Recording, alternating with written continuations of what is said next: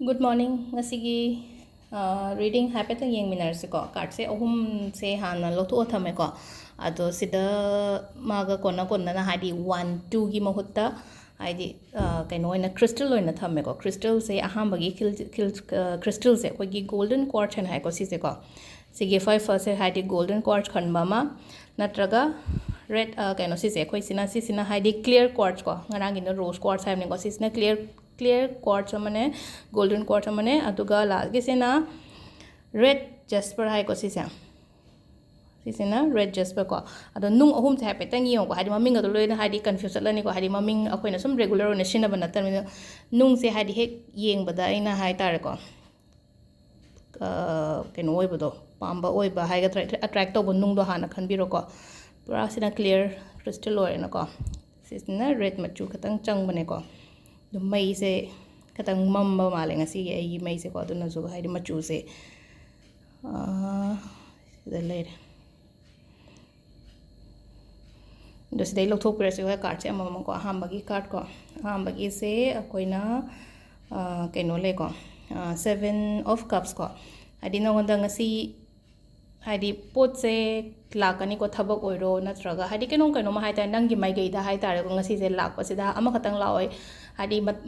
khara haita ko ani hung gumba lak ko to thabeng khang oiro mo oiro natraga hadi opportunities gumba kai gumba haita ko adu sida haita ko hadi sida khalaga lobiyo ko hadi pot se nang nonda lak to pot se ngasi se hadi sida hadi nonda aphaba katang su yauni phataba katang su yauni aduna hadi karam banena hadi phajana khandara ko o ai si tawraga di phani ko e sida tawraga di phada khandaba ma darkar roi ko yamna hadi blind da hadi keno gumba tawbida ba hai tar ngasi gi tawdoi thabak se ko aduga number 2 ko number 2 se lovers card le ko lovers card se hadi khoi relationship ki kai yona ding ngasi adum nuai ba phaba numit gumba oini ko adu pesang sa gi matang da haira ga sudum hadi aphaba oi ba do oi ko ado ahum subagi sena 3 of swords and la ko hidi 3 of swords se ketang kaino hai tar ko hidi heartbreak kumba hai tar ko sida heart sida koina thangumba ga yungjalaga lei se heartbreak kumba adai thawai nuai ta ba khota ba even khana ba khoba daina dumba faw leini ko dun avoid to biyo ngasi sum khana ning aga jo gamra ngasi de khana roi ge ko aina ko temporary ni ko hai si sina hai di tung koina lasting gi wana te ko hai di just matam khara hadi ngasi katangi oina hai tare ko adu duna hai di sigi message ni da message sigi guidance ni da koina nungti gi rum hai se khana gi khalama ga jo ngasi do ai ngasi khana roi ge ko aina khanbi bai tai ko adu ngasa gi thabai khang la ko matam du so hai di blind da tau da ba hai tare ko nonda ani hum hai di mi jina e si to na hai raga so ko adu taraga so nang ama khanda biraga haide ko haide loina mak tawoi mo hota haide si sina khwai de best ni ko na dama khallaga to biwa ma ko aduga si sina haide se lovers ki keno sidi adum phare ko ado sida leire ngasi gi keno sina ko ngasi gi card ki message na aduga poda mai haige ko mayam da ngasi akoina daw ya de kaina hairak pa dum yawe ko ya de haige no idi dum haibane taraga so hoi yadragadi yadre dum hari thokone dum chindagi ko hari daw yade wai khole haibna chingma mayam se ko ado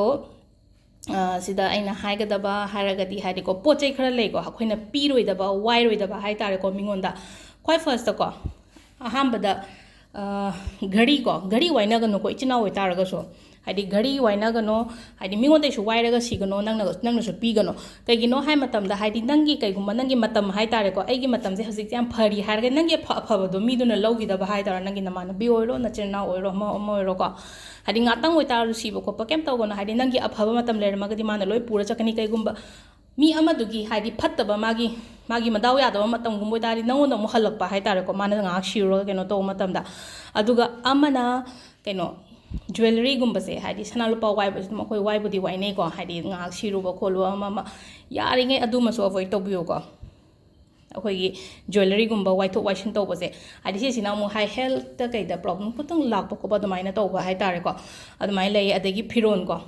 wai na ba se so hadi yari nge wai na bi gano ko aduga hadi mingonda pige haraga ko mingonda piba haraga aina thangda hadi amana kai donate to biyo khopiyo ka habdo hadi piyo matam da jo hambra keno to biyo fajana sudu oga pibiyo ko hadi suda bi da dum mai sujirani khojarani kain to dana piba na taba ko aduma su leire aduga chappal ko ꯍꯥꯏꯗꯤ ꯈ꯭ꯋꯥꯏꯗꯒꯤ important ꯑꯣꯏꯕ ꯆꯄꯜꯁꯦ ꯑꯗꯨꯝ ꯍꯥꯏꯗꯤ ꯑꯃꯁꯨ ꯄꯨꯡꯊꯤꯡꯗ ꯊꯤꯡꯖꯟꯅꯕꯅꯦ ꯑꯗꯨꯒ ꯆꯄꯜꯁꯤꯃꯒ avoid ꯇꯧꯕꯤꯌꯣ ꯍꯥꯏꯗꯤ ꯃꯤꯉꯣꯟꯗ ꯍꯥꯏꯗꯤ ꯋꯥꯏꯅꯔ ꯇꯣꯡꯕꯁꯦ ꯍꯥꯏꯗꯤ ꯃꯄꯥꯟꯗ ꯊꯝꯃꯒꯁꯨ ꯑꯃꯅ ꯇꯣꯡ ꯍꯥꯏꯗꯤ ꯑꯩꯒꯤ ꯆꯄꯜꯅꯦ ꯍꯥꯏꯔꯒꯗꯤ ꯑꯩꯒꯤ ꯑꯣꯏꯅ ꯍꯥꯏꯇꯥꯔꯦꯀꯣ ꯑꯗꯨ ꯁꯤꯃꯁꯨ ꯂꯩꯔꯦꯀꯣ ꯑꯗꯨꯒ ꯑꯃꯅ ꯁꯝꯖꯦꯠꯀꯣ